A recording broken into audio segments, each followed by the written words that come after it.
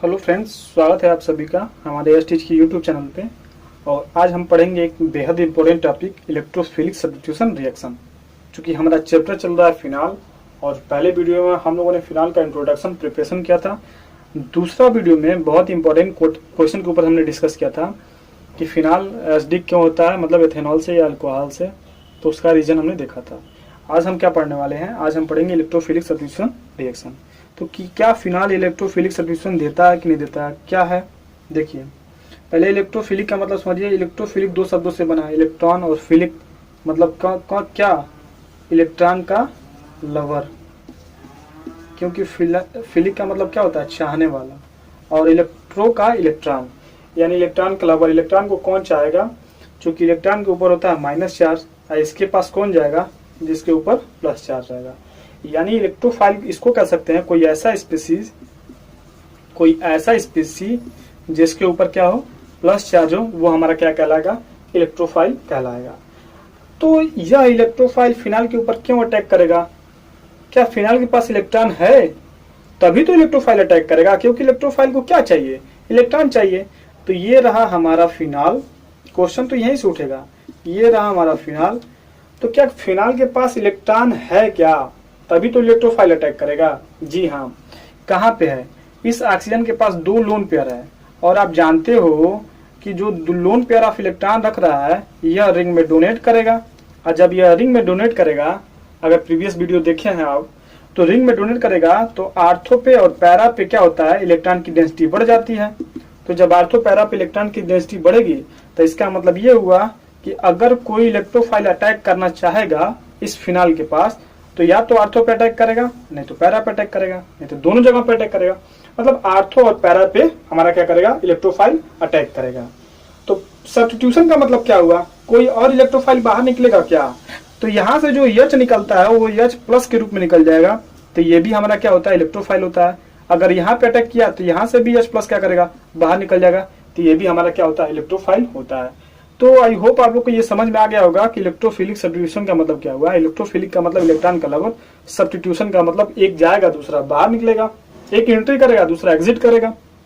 ये रिएक्शन क्या होता है, फिनाल में होता है। क्यों होता है, क्योंकि फिनाल से जो OH ग्रुप लगा इसके पास लोन पेयर ऑफ इलेक्ट्रॉन, ये डोनेट करेगा तो इलेक्ट्रॉन की डेंसिटी रिंग में बढ़ जाती है। और जब इलेक्ट्रॉन की डेंसिटी रिंग में बढ़ेगी तो इलेक्ट्रोफाइल हमारा आर्थो और पैरा पे अटैक कर देगा। एक इसमें प्यारा सा क्वेश्चन ये बनता है कि यह जो फिनाल होता है वो जनरली हैलोजिनेशन रिएक्शन नहीं देता है। जो हमारा हैलोजिनेशन रिएक्शन होता है, हैलोजिनेशन वो जो फिनाल है वो नहीं देता है। क्यों नहीं देता है?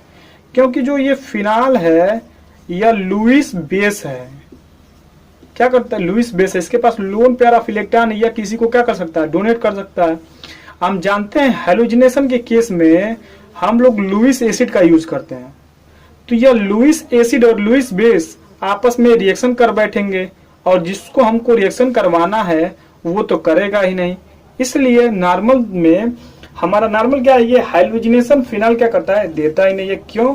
क्योंकि phenol act as a Lewis base, और जो हमारा हैलोजिनेशन होता है वो लुईस एसिड की प्रेजेंस में रिएक्शन होता है, जिसके कारण हमको जो प्रोडक्ट चाहिए वो हमको नहीं मिल पाता है।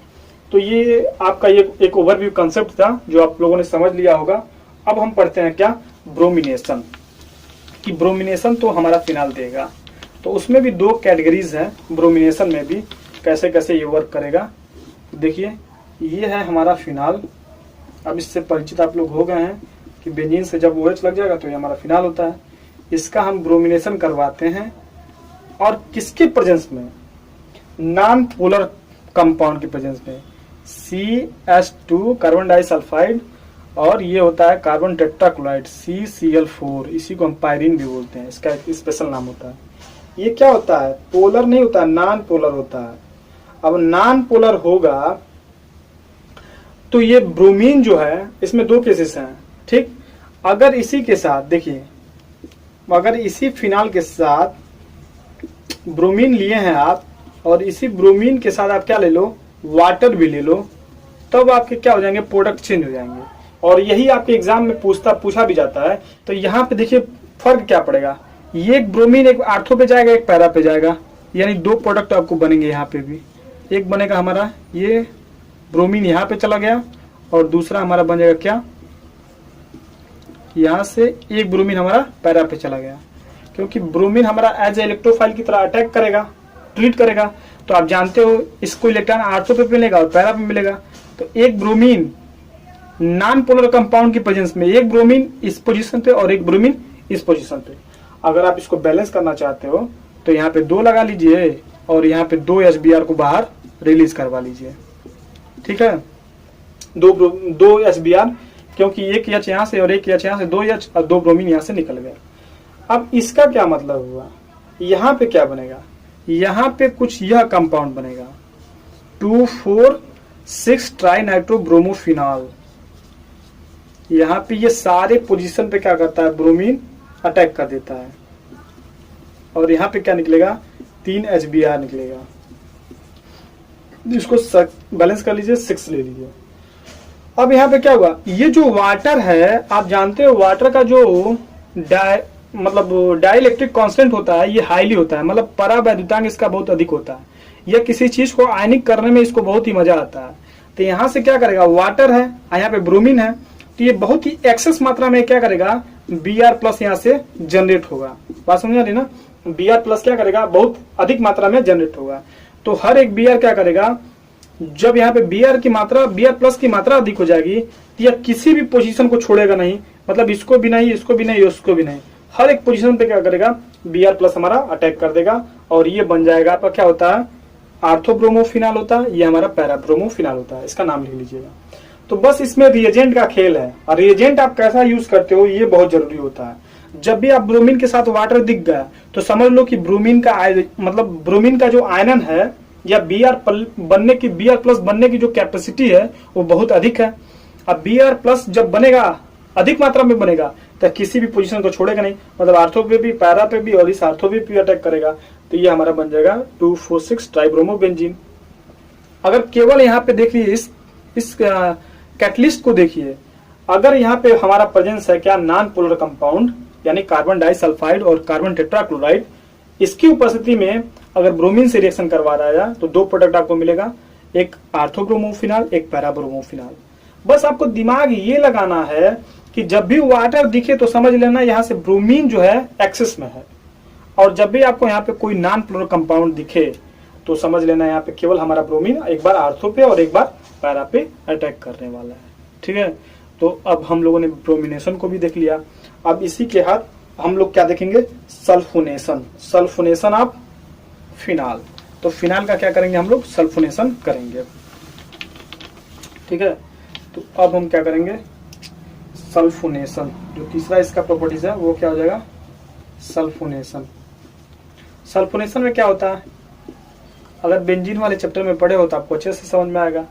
सल्फोनेशन में क्या होगा, यह जो फिनाल है इसका फिनाल के साथ हम रिएक्शन करवाएंगे, किसके साथ, H2SO4 के साथ, H2SO4 के साथ। जब H2SO4 के साथ रिएक्शन करवाएंगे तो आप जानते हो ये, तो फिनाल का जब H2SO4 के साथ रिएक्शन करवाते हैं तो क्या होगा, इसका इलेक्ट्रोफाइल क्या होता है, जनरली इलेक्ट्रोफाइल इसका तो हम लिखते हैं ये, लेकिन अगर बेंजीन वाले चैप्टर में आप देखोगे, जब मैंने इसका मैग्नीशियम आपको बताया था, तो इसका इलेक्ट्रोफाइल ये होता है।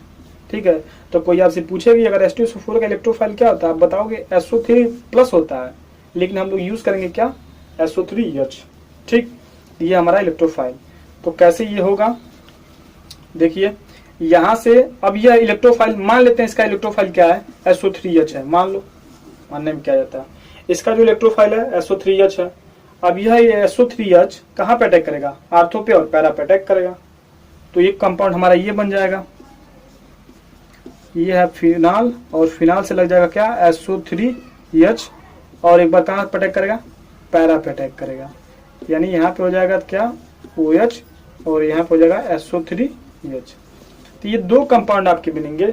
अगर इसका नाम लिखना चाहो तो देखो, इसके कंपेरिजन में ये जो है हमारा फंक्शनल ग्रुप में ये सबसे पहले पड़ता है इसके कंपेरिजन में, तो इसको हम लोग क्या करेंगे, सब्स्टिट्यूएंट्स मानेंगे और इसका मेन ग्रुप देंगे। तो ये हमारा क्या हो जाएगा, ortho hydroxy benzene sulphonic acid. इसका नाम लिखना चाहो तो लिख सकते हो आप लोग, आर्थो हाइड्रोक्सी बेंजीन सल्फोनिक, बहुत बड़ा नाम है, सल्फोनिक एसिड।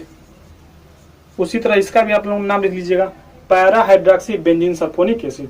तो हुआ क्या कि जब हम फिनाल को H2SO4 के साथ जब इसका रिएक्शन करवाएं तो आप जानते हो इसका इलेक्ट्रोफाइल क्या होता है। इलेक्ट्रोफाइल होता तो है इसका SO3+, ठीक है। अगर एकदम आपको डेप्थ में जानना है तो जाइए बेंजीन वाले चैप्टर में देखिए, उसमें हमने आपको बताया था कि सल्फोनेशन ऑफ बेंजीन, बहुत ही अच्छे से आपको समझ में आ जाएगा, ठीक है। इलेक्ट्रोफिलिक सब्स्टिट्यूशन रिएक्शन करके आपको उसका थंबनेल मिल जाएगा, उसको आप लोग देख लीजिएगा। तो SO3H यहाँ से निकला और यहाँ पे जाके अटैक कर गया, तो यहाँ पे अटैक करेगा तो इसका जो H है, इसका H और यहाँ से OH दोनों मिलकर क्या करेंगे, वाटर मॉलिक्यूल्स का बाहर रिलीज कर देंगे। वाटर मॉलिक्यूल क्या होगा, बाहर रिलीज हो जाएगा। तो इसका इलेक्ट्रोफाइल ये, तो यह जो इलेक्ट्रोफाइल है एक बार आर्थो पे और एक बार पैरा पे, क्योंकि यहाँ पे जो लोन पेयर ऑफ इलेक्ट्रॉन है यह कहाँ पे अपना स्टेशन बना रखे हैं, यहाँ पे और यहाँ पे स्टेशन बना रखे हैं, ठीक। तो सल्फोनेशन के भी केस में क्या होता है, हमको दो प्रोडक्ट मिलता है, आर्थो एंड पैरा। तो इस वीडियो में हमने देखा इलेक्ट्रोफिलिक सब्स्टिट्यूशन फिनाल देता है, कैसे देता है, उसकी कुछ प्रॉपर्टीज भी हमने पढ़ी, ब्रोमिनेशन एंड सल्फोनेशन देखा कैसे कैसे ये बनता है, ठीक है। और अगले वीडियो में हम डिस्कस करेंगे कुछ और इसकी प्रॉपर्टीज के साथ। तब तक के लिए टेक केयर, बाय बाय।